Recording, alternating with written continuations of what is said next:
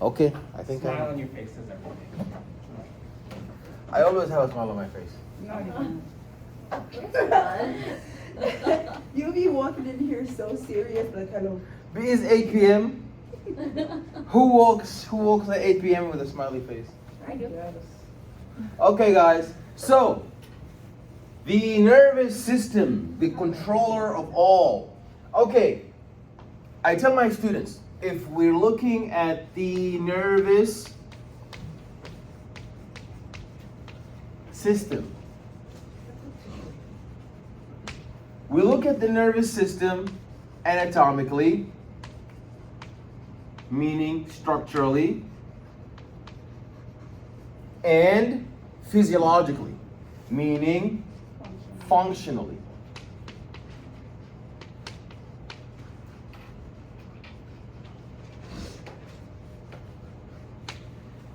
Structurally, you know when you call 911, people say I'm calling the cops. You actually did not call the cop. You called the center. The center called the cop. If you want a fire truck, you call 911 and they call the fire truck for you. And if you want the ambulance, you call 911 and the ambulance call the 911 call ambulance for you. That's exactly how your nervous system works. So your nervous system has a call center known as the CNS. That's the Central Nervous System. And the central nervous system is responsible for the processing, integration, and control of the information. Processing, integration, control of the information. And what are the structures that make up your central nervous system? These are the brain and the spinal cord. So this center here is actually your brain and your spinal cord. Is that clear? Yeah. Okay. If you bring a phone call in, who's sending the in call? This is the receptor. Is everybody paying attention? Yes. The receptor, you have different kinds of receptors. Photoreceptor, chemoreceptor, thermoreceptor, mechanoreceptor. All these receptors are important because they send to the central nervous system input. They send an input. The input is always what? Sensory. And the name of the phone line, the neuron that is going to mediate between the receptor and the central nervous system is called the what kind of neuron? Afferent neuron. So the afferent sensory neuron is going to tell the brain is hot, it's cold, pH high, pH low, there's high blood pressure, there's low blood pressure, there is photo, is dark. So all of the reception is mediated by input sensory afferent neurons. Is all input afferent information always sensory? No, it is always sensory because it's coming from a receptor. The receptor is sensing. What is the receptor doing? It's sensing. The key is chemoreception, photoreception, mechanoreception. And then once the information gets to central nervous system is gonna send out. So you received an input, it's gonna send out an output. The input was sensory, the output is gonna be motor. And the input was afferent, the output is efferent. And if the afferent neuron is mediating between a receptor and a central nervous system, this output motor efferent neuron is mediating between the central nervous system and who?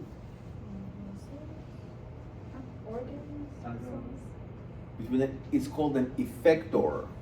Yes, you're right, a muscle. The effector. So the effector is either an organ or a gland. Is this concept clear? You have two systems. This half here is called the central nervous system. And that half there, bringing in information, sending out information, is called the peripheral nervous system. That's the PNS.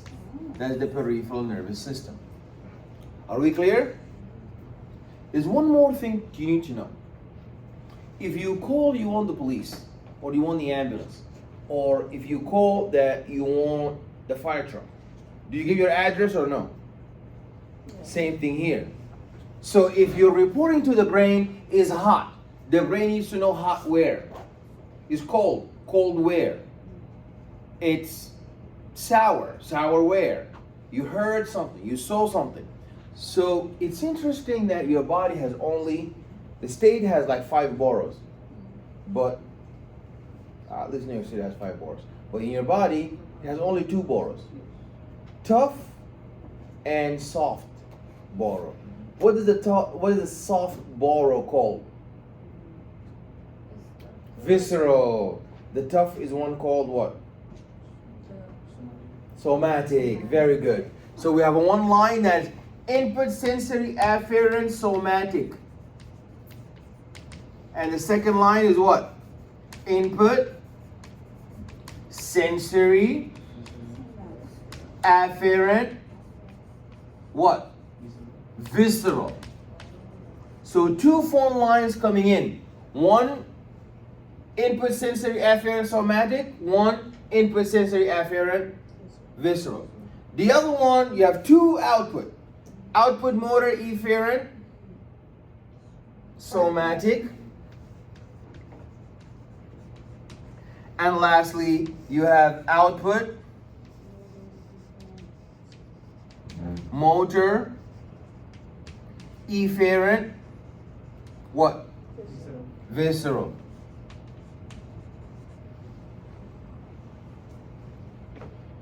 Is that clear? If an information comes in through input sensory afferent somatic, it's going to go out through output motor efferent somatic. You call from Staten Island, you're going to get the response to Staten Island. You're not going to call to Staten Island and get the response to Brooklyn. So if you bring in somatic, you go out somatic. Bring in visceral, you go out visceral. Are we clear? Questions? This last line here, output motor efferent visceral. What is that also known as? Autonomic nervous system. So the output motor efferent visceral system, output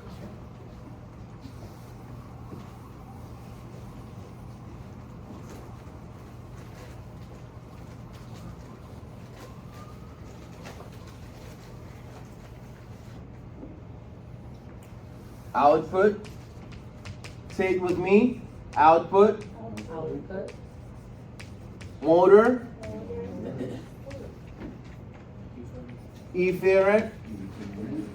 What's the last one? Visceral.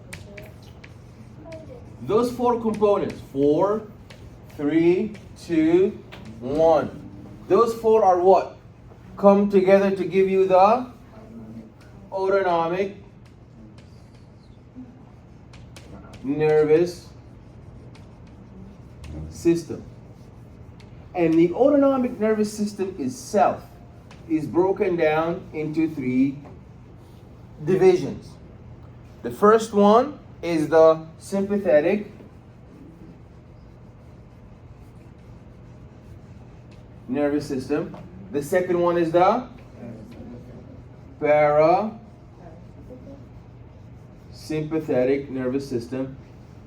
The sympathetic nervous system is the system for survival,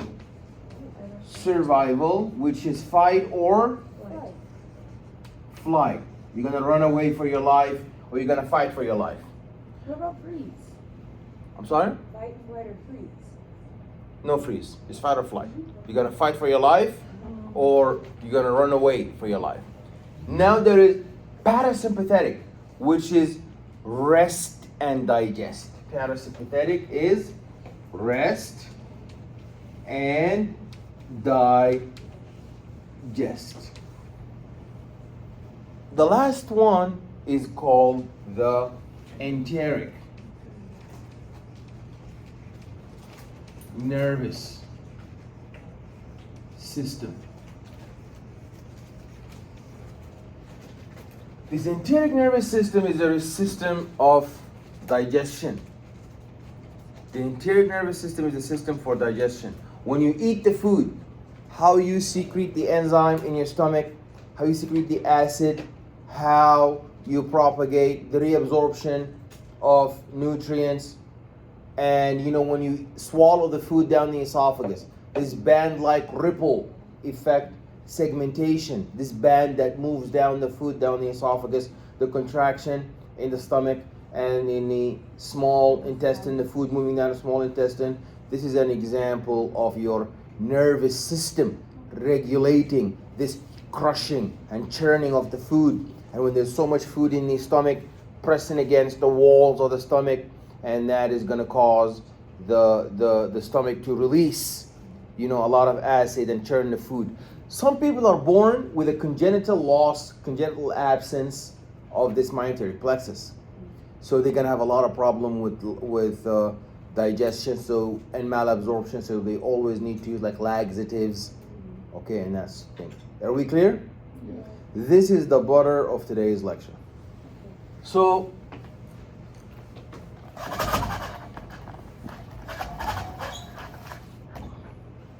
oh, amazing.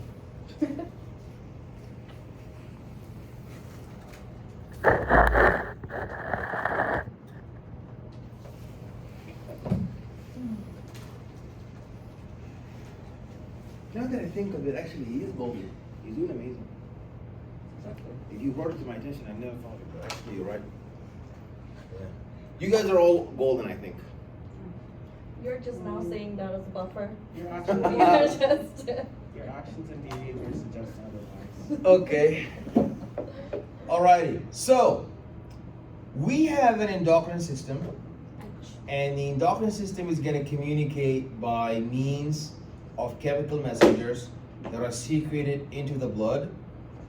And the nervous system is going to utilize neurons. These are the nerve cells to send messages from cell to cell by electrical and chemical means. So it receives stimuli from the external environment. We talked about that. Receiving stimuli, input signal, and the central nervous system is going to process the information and determine the response, while the central nervous system is going to issue a command to the muscle. So that's our central nervous system. That's the 911 call center. That's the one that receives all the information. So a sensory afferent division is going to carry signals from the receptors. These are sense organs to the central nervous system. The somatic sensory division is going to carry signals from the receptors to the skin, the muscles, the bones, and the joints. Visceral sensory division is the one that's soft tissue. Remember, we said we have a tough tissue and we have a soft tissue. If you look at this diagram here, we have two systems. Central nervous system made up of the brain and the spinal cord. We went over that. Peripheral nervous system is divided into two phone lines. One is sensory afferent input. The other one is motor output efferent. Very good. Now if you look at both, sensory is visceral and somatic. Remember we said there's two lines. And for motor you have two lines, visceral and somatic. But for the visceral is divided into three systems. Sympathetic division, that is fight or flight, survival. And parasympathetic division that is known as Rest and digest. rest and digest. And anterior plexus, this is responsible for. Digest. So 3 properties allow the neurons to communicate with other cells. Number 1, the excitability. So that's the ability to respond to stimuli. Conductivity is producing electrical signals that are conducted to other cells. And secretion is when a signal reaches the end of the axon, and then the neuron is going to secrete a neurotransmitter that stimulates the next cell. So we discussed that. We said that the peripheral nervous system has afferent. When you see afferent, you immediately remember input and sensory input afferent. Going out from the nerve to the effector, that's known as motor efferent neuron, is going to signal to the central nervous system. There's a special type of neurons that is within the central nervous system. So when you call 911, is 911 only receiving call from you, or calling the ambulance for you, or the fire truck, or the police? Or are they calling each other, like 3rd floor calling 2nd floor, 4th floor calling 6th floor? So the phone line in the call center, that's the interneuron. So within your brain, you have neurons that communicate. Principal components of a neuron. You have the cell body, it's also called the neurosoma. And it has mitochondria, lysosomes, Golgi complex, inclusions, and rough endoplasmic reticulum. And there you go. We discussed that earlier. These are the dendrites bringing information to the cell body, the neurosoma, and then sending out the action potential through the axon that is jumping over these gaps. You see, the more myelin sheath we have, the more we're going to be able to mediate the action potentials faster.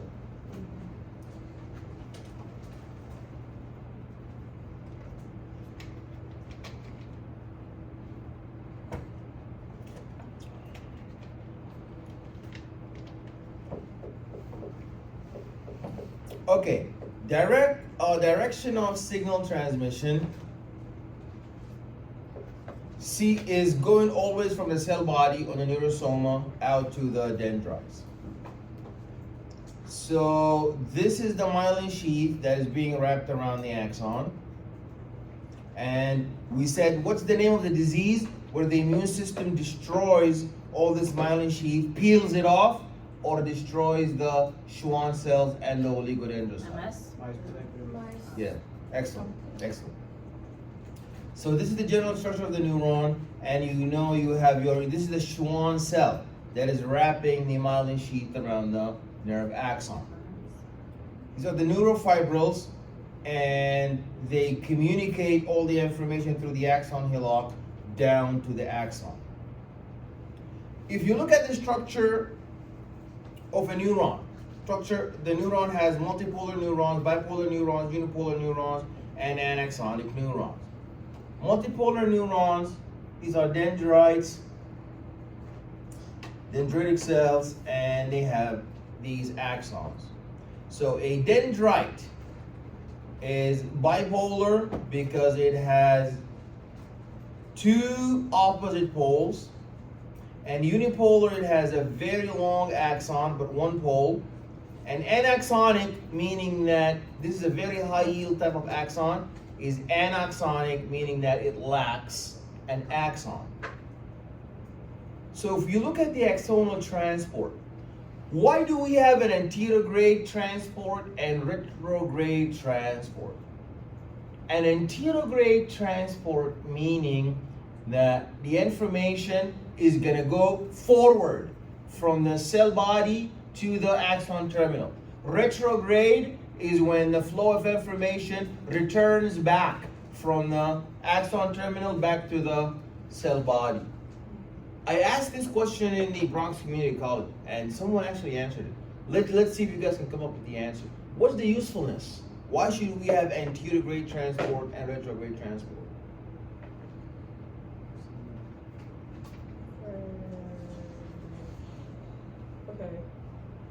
This is probably gonna be so wrong. Cellular respiration. It's for feedback. Remember we said, imagine this neuron is secreting acetylcholine. If there's too much, we need to stop. So we need retrograde transport to say, hey, neuron, there's a lot of acetylcholine released. We stimulated this synapse already. We need to recall back all of this. So it's regulatory. Yeah, it's regulatory for feedback. How- Okay, you need to remember something very important. Remember I discussed with you in the past that, in this school, you don't only have a professor and students. You don't only have professors and students. You have supportive staff, you have advisors, public safety, you have supportive staff, psychologists, HR. If you now look at the central nervous system, do you only have neurons? No, there are other cells that are supportive to the function of the neuron. These are the microglia, those are the astrocytes, the ependymal cells. Those are the cells that secrete substance or do some housekeeping jobs that are supportive. How do we usually manage to, for example, God forbid, brain cancer? The neurons are terminally differentiated. Neurons do not divide anymore. So because neurons do not divide anymore, guys, if neurons do not divide anymore, how do we get brain cancer? Those are their cells. I forgot the name. Yeah, they are the supportive cells known as the Neuroglia. neuroglia. Very good. Okay, now let's look at one type of the neuroglia, the Schwann cells, or the neurolimocytes. They envelop the axons of the peripheral nervous system. What is the similar, NYPD, LAPD, two different names, but same thing? Schwann cells are working, LAPD working in Los Angeles, NYPD working in New York, obviously. But if you look at the nervous system, what's the name of the analog of Schwann cell in the nervous system? What do we call that? Oligodendrocytes. So oligodendrocytes do the same thing that the Schwann cells do, but they do it where? In the central nervous system. You see, that's the tumor. The tumor that formed and the cancer that it developed because of the neuroglia. because of the mitosis and because of the uncontrollable cell division of the supportive cells, the neuroglia, not the actual brain cells. Myelin sheath is about 20% protein, but 80% lipids. That's why it's pearly white color, because lipids are like buttery, yellowish, whitish. These are the oligodendrocytes. You see, but we said the oligodendrocytes do the same thing that the Schwann cells do, but where? In the central nervous system. Multiple sclerosis, we discussed that. It's a disease where you have an autoimmune response, and it's interesting they said that this entire autoimmune response is triggered by a viral infection. A viral infection can cause cancer, like the human papillomavirus. A viral infection can cause an autoimmune disease leading to multiple sclerosis. So unmyelinated axons are known to have a very slow transport of signals. Now, when we talk about the nerve regeneration, nerves sprout and regenerate to make for. Is somebody talking on the phone? Is someone on the phone? Okay, I kind of hear like somebody talking. If you need to use your phone, you may step out. I kind of hear like mumbling. It's very, very Strange. Okay, so this nerve tissue, the neuron itself cannot undergo mitosis. But does that mean if the axon is severed, it cannot make a new axon? Of course it can. It cannot make a new neurosoma because that's the center. But it can obviously regenerate and heal this damaged axon because we want to propagate the signal. Oops.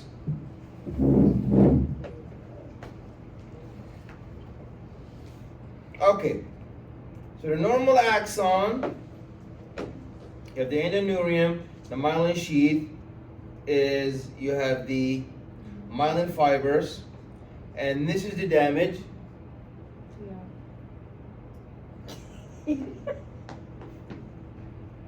I hear voices. No. Okay, alrighty. The degeneration, they tell me to go home when we finish. So the degeneration of the severed axon, and then there's an early regeneration. But thank God we covered the most concepts. So this is just going over the slides, but the illustration we kind of covered it. And this is now a healed regenerative axon. The basis for the resting membrane potential. That shows you these are the leak channels that were opened because of the voltage change. Okay, so we went over this. You can go. We can go. If you have a question, does anybody have a question? Anybody has a question? Are you gonna open up chapter 11 and 12? Yeah. Does anybody have a question? No questions? Okay. If you came late,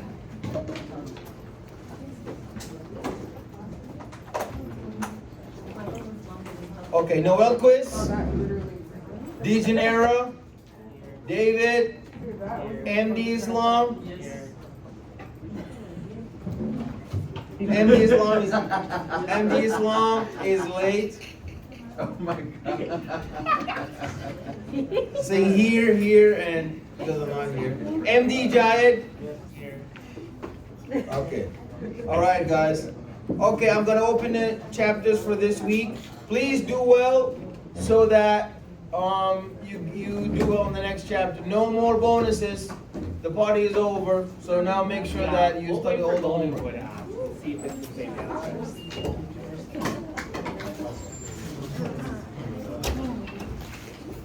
Ryan, I don't know what class to find for I'm waiting for you. I'm gonna come next week and figure it out. You are my friend. Just give me a second.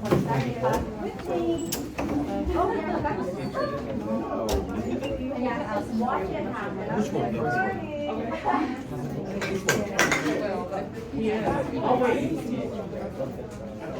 What do you mean this is your homework? That lab homework. Oh, you didn't do all of this? Bye. Have a good night, Professor. No. Do you like your baby now? You have to do it. I can't open it for you every time. It's unfair. I open it for you many. Let's see. Okay, I'm gonna open for you 11 and 12. 11 and 12. You should just open. Nervous tissue. You should just open all of the assignments so we can be thankful for you for Thanksgiving. Yeah.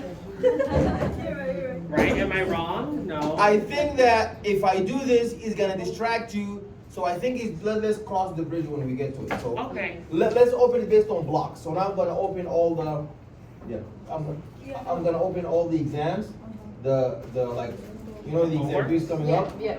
All of them, I'm gonna open them. So now 11, 9, 10, 11, and 12 are gonna be open. Okay, thank you. Yeah. Okay, because I didn't do it. 'Cause I You didn't do any. No, I didn't do 9 and 10 because I had trouble logging my of the notification thing. Okay, So I had trouble with it. no problem. Okay, no problem. No problem. Yeah, 9 10. 9, 10. The last time.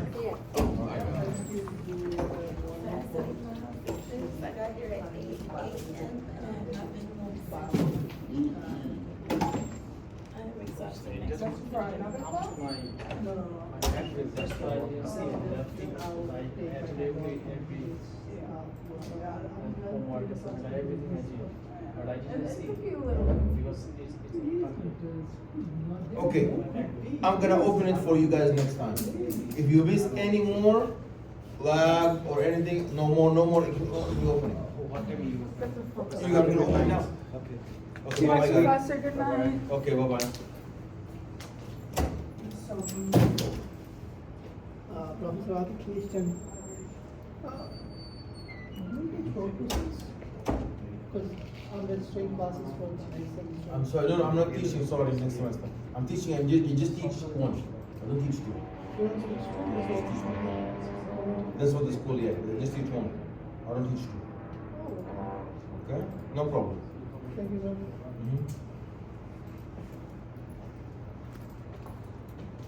Okay, I'm gonna open all of them now. So, today is the last date or? I'm gonna give you 1 week to do it. Thank you so much, thank you so much. Okay. Appreciate